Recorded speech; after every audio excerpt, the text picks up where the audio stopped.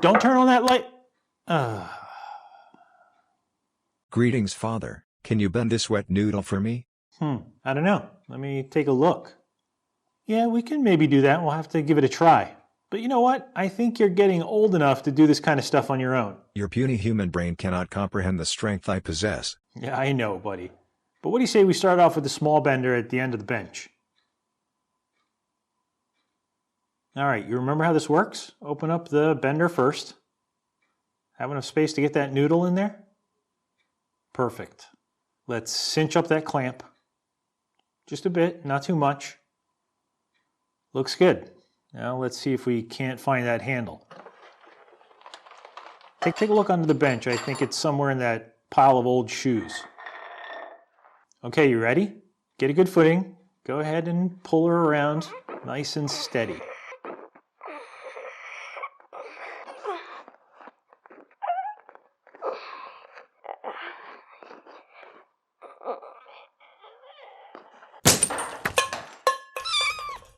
Well, my cheap bender broke. Again. Those of you really good at taking notes may recall I have a love-hate relationship with this thing. Mostly hate, if I'm being honest. But I have it, it's here, and it gets used. In fact, I only realize just how much it gets used when it's broken. Joni Mitchell was right all along. Despite the overly dramatized intro, some of which was true, mind you, this thing broke about a month ago, if not more. The part that keeps breaking is cast iron, which means it's a pain in the butt to fix. Hence the feet dragging. But it's got to get done. I've got some time right now, and as the old saying goes, carpet dime.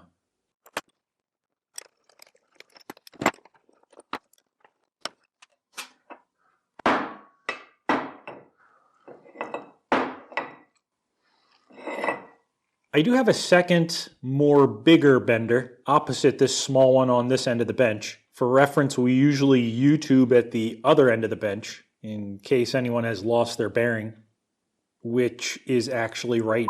This is a homemade clone of a Hausfeld number 2, and it's way better than this import piece of junk. But I don't have the tooling for this to make sharp, crisp bends in small parts, which is what this one is good at.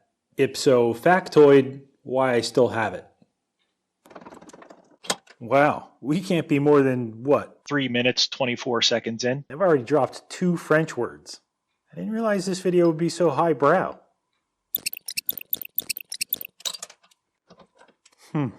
That's not a lot to work with, is it? So, welding cast iron. This gets hairy, but between me and you, it's not all that difficult. There's really only one cardinal rule. Know what you're doing. Which, unfortunately, puts me at a disadvantage right out of the gate. However, and historically speaking, I have a pretty good success rate, and I'm happy to share what I think I know. Problem number 1, and coincidentally also the reason I'm still at large, it can be difficult to identify. Can you tell by looking at it that it is indeed cast iron, and not, say, cast steel or cast aluminum? Can you look at that and tell me definitively that it's not Oreo cookie?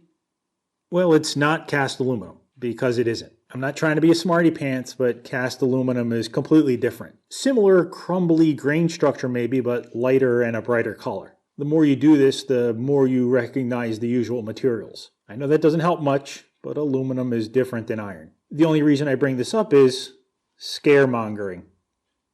I'm also pretty sure it's not Oreo cookie, though given its provenance, you never know. But in the famous words of Carl's Jr., any sufficiently aged Oreo cookie is indistinguishable from cast iron. However, the cast iron versus cast steel debate is a little trickier. There are gray areas. But here we can turn to the trusty spark test. Cast iron usually throws short, orange sparks. Cast steel will make longer, brighter sparks.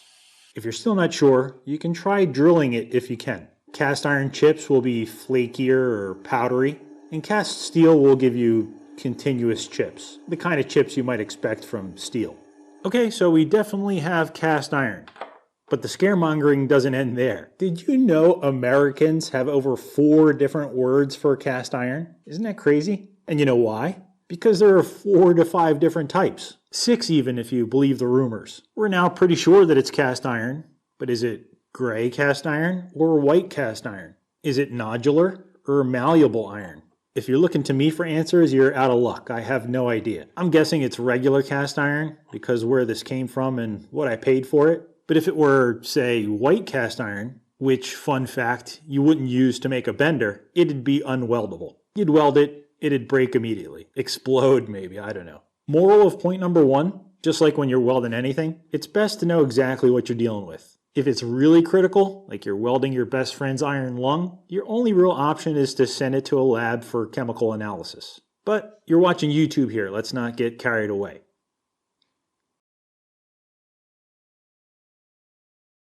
So, right out of the gate, you've got, at best, maybe a 25% chance you're looking at weldable cast iron.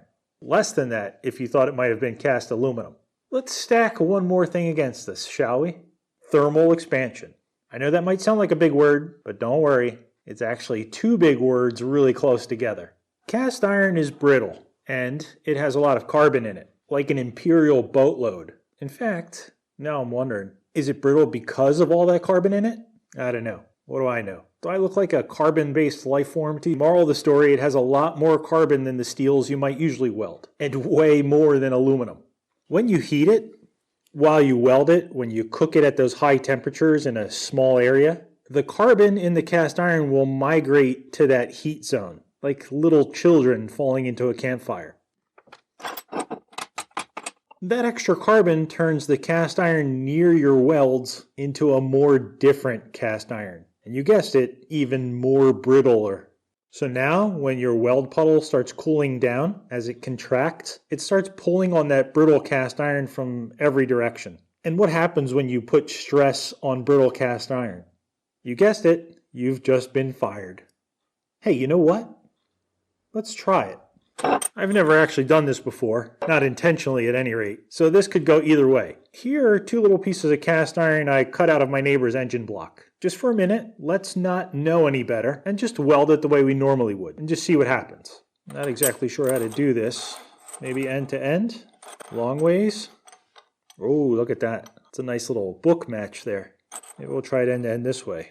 I'm going to TIG weld this, just regular vanilla TIG wire, but we could do the same thing with stick or MIG or whatever you usually use to weld. In fact, what I think I'll do, maybe weld these ends to the bench, put the main weld there, and we'll leave the camera on it while it cools down. See what, if anything, happens. I think if I weld them to the bench, they'll act like a bigger piece of cast iron. I don't know, let's give it a try.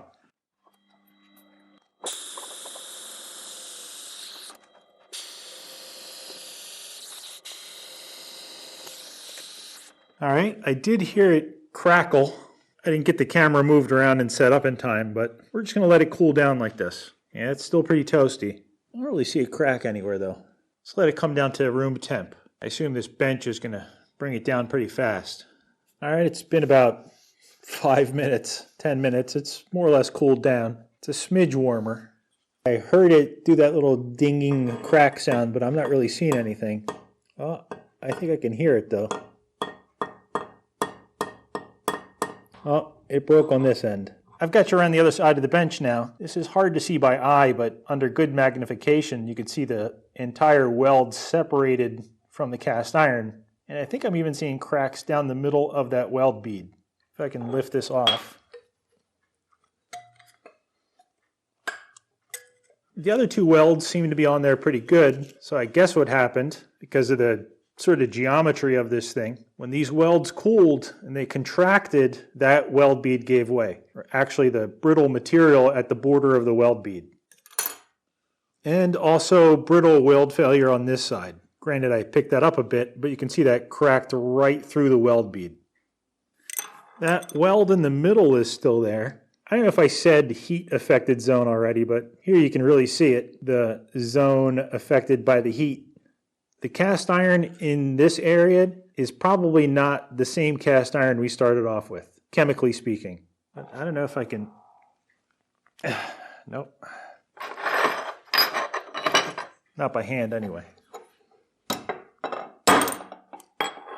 I don't know what that looked like on video, but that didn't really take too much effort. Again, brittle failure right next to the weld.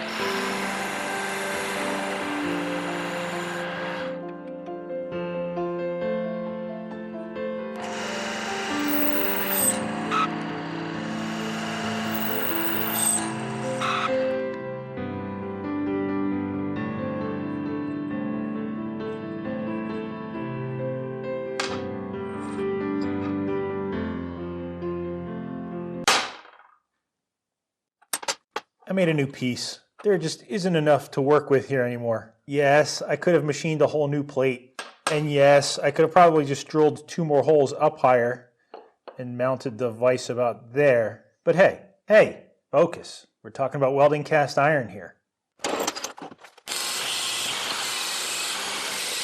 So to weld this, we've basically got 2 things to worry about, assuming you're sure it's weldable cast iron. On the one hand, we have the high carbon content that could make things brittle. And still on the same hand, the cooling and contracting weld beads inducing stress. I think those 2 things are actually intimately connected, but for the purposes of this video, we'll talk about them like 2 separate things and I'll just cut to the chase. For the high carbon content and that whole potentially changing our chemistry thing, the issue is essentially the highly concentrated heat we'll be using for welding. I mean, that's the definition of welding, right? That pinpoint heat is what draws the carbon in and mixes up all the magic Lego blocks inside. To mitigate that, we should be very careful controlling the heat into the part. What that means in practical terms is preheating, and then controlling how fast, or slow rather, the part cools down. There are some things you can do during welding too, but hold your horses there, cowboy.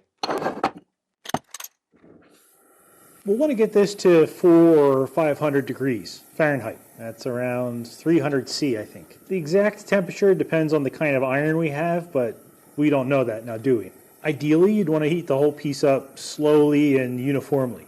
This isn't too bad because it's not a big part. I could throw this in the heat treat oven or even in the barbecue. But for this video, and maybe for bigger parts, you'll likely use a torch. I've got a temple stick ready, temp stick, whatever these things are called, temperature indicating crayon. They're temperature sensitive crayons. The mark will melt when it reaches the temperature it's rated for. I'm starting a little low, and then I'll move up to the next crayon.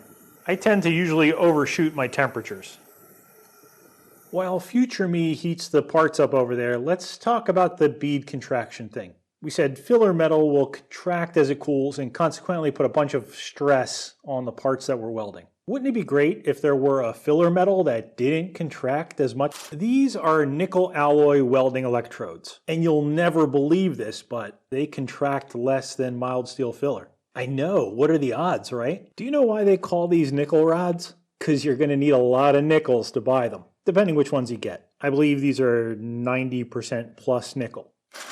Turns out, it's a lot easier for me to jump in the car and buy nickel electrodes for stick welding than it is for me to buy nickel rods for TIG. 2 things of note. First, I'm demonstrating how not to remove flux from cast iron electrodes. I'm pounding them from the top against my bench. You'll want to do it the correct way and pound them from the bottom. Second, I think I'm doing myself a bit of a disservice by removing this flux. A smarter person would just use these as they're meant to be used and stick weld the parts. The flux is very important. It's got vitamins and minerals or whatever to help the chemistry go right during the weld. Personally, I prefer to live dangerously in TIG weld. It's unreasonable, I know, but I like to see exactly what's going on. If there's something really gnarly in that casting, if it starts to bubble and spit, with TIG I'll see it. I don't know if I'll be able to do anything about it, but I'd see it. With stick welding, it's just a big loud mess of smoke and fire and it's over. Having said that, all of my initial cast iron TIG welds broke, and all the stick welded ones did fine. So the parts are hot, up to temperature, and they're up in the air so the bench doesn't suck the heat out. Now, this part is relatively thick and the weld is short, so it's not super important. But generally speaking, with cast iron, you want to stitch or skip weld. Try to avoid one long continuous weld. Remember, we're trying to manage heat input into the part. In fact, watching this now, I should have probably pulse welded it. TIG isn't a great choice. Of all the welding processes, TIG is probably the hottest, most focused arc you get. But anyway, do short welds and jump around. Some people seem to think that's to distribute the stress. I'm not sure. Seems improbable you'd have any idea what stresses are developing in the part while you weld, but it probably does more to control the heat input. Either way, jump around. Jump up, and get down. Everything else is as normal. Might have been smarter to use a larger gas lens, but keep as good as gas coverage as possible, no drafts, both for the gas and to avoid temperature swings on the part. Once you start, see it through. Don't do what I'm doing and stop to reposition the camera. And try not to stay in one spot. Don't overheat or cook anything. If the cast iron gets red, that's bad. You just want enough amps to keep the filler moving, though nickel rods are a little weird compared to mild steel. In some spots it wets out, some it doesn't. Depends on the heat, depends on the casting. Just take it easy and consistent. Welding is finished, but we're not done yet. This whole thing is extremely hot, and I'm going to put it in my heat treat oven to cool it down. The oven is very well insulated. I even preheated it just a little bit. If you don't have an oven or your part is too big for your oven, you can cover it with something not flammable. Or bury it in a bucket of nice dry sand. Or perhaps you have a fireplace. Stuff it in the ashes. Anything you can do to get your part to cool down very slowly. And that's all we can do for today. See you folks. Wow, that's a lot uglier than I remember it looking. The two pieces are still stuck together. I'm no award-winning metallurgist, but as welding goes, it's probably a good first sign. I don't see any cracks. A little bit of digging on either side of the weld bead. I've always found that hard not to do with cast iron, but I did go a little over the top, literally speaking, maybe with that filler. I don't know. We'll see how it looks once it's... Before that, however, I'd be remiss if I miss a second time. Let's talk about peening. If you get into welding cast iron, sooner or later, peening will come up. Like the name says, peening involves, well, peening your weld. It's meant to reduce the stress in your new welds and hopefully keep them from cracking. You do this when your welds are still hot, of course, not the next day. This is just a dramatic reenactment. You'd want to do it firmly and consistently. Don't go ape poop on the part you just fixed. Right out of the gate, let me just say I'm not quite sure how I feel about peening. Like this manual peening your welds, not industrial style shot peening. But I'm not a welder. I don't do this every day. The only time I really peen cast iron welds are when they're thin. Feels to me like you have less margin for error there. As you weld, you're losing heat a lot faster than you are with maybe something thicker like this. But even then, honestly, it's a Pascal's wager sort of a thing. Why not? You know what I mean? What's it going to cost you?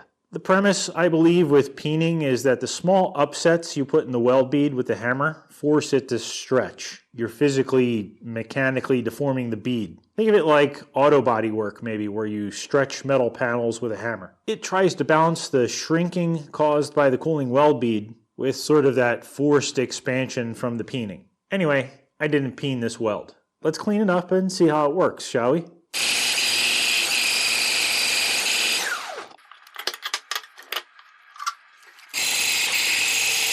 Okay, not great, but not bad, I don't think. I don't see any serious porosity in the actual weld bead. This was that undercutting. I don't even know what you call it. It's not really undercutting. It's sort of, well, maybe it is. When you weld cast, in my experience, when you get to the edges, the edge sometimes sort of burns back a little bit on the surface. And if the weld bead doesn't wet out, you'll get this little crevice kind of a thing. In my younger days, I used to really sweat that, and I would try to weld it again, sort of fill it, but I end up just chasing it up the part. Though, interestingly, it looks like it tied in better to the good cast iron. This is good cast iron, and this is unknown import cast iron. So maybe that's got something to do with the impurities, or I don't know what. No, maybe it's me. Looks like it wet in better on the bad cast iron here than it did on the good. So, yeah, I guess it was me. Frankly, not too concerned with how it looks. I'm sort of happy with that repair-wise, but the proof is in the bending.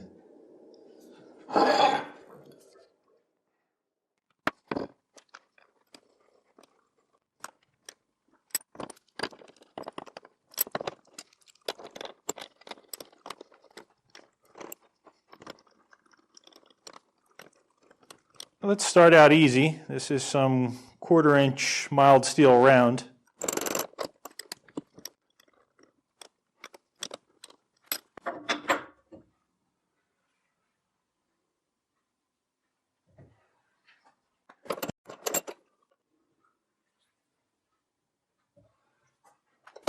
There we go. I don't know what that is, but looks perfect. Let's see what else I got. It's a little scary. This is 1/2-inch stainless. I end up breaking something else here.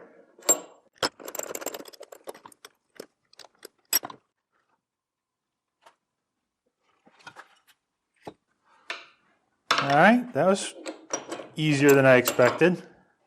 Let's find something a little more serious. Here's some 1-inch mild steel, hot rolled.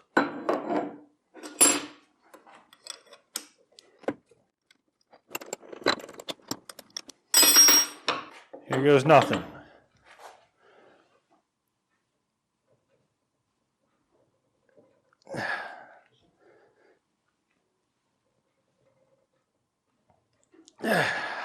Might have to call my kid in for this one. You know what? Let's try, see if a little WD-40 doesn't help.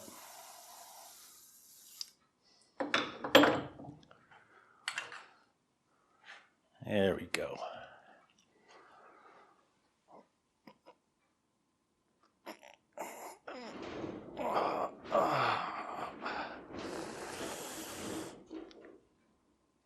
So that's as far as I could pull it around. I was running into my tripod, but I think you get the idea.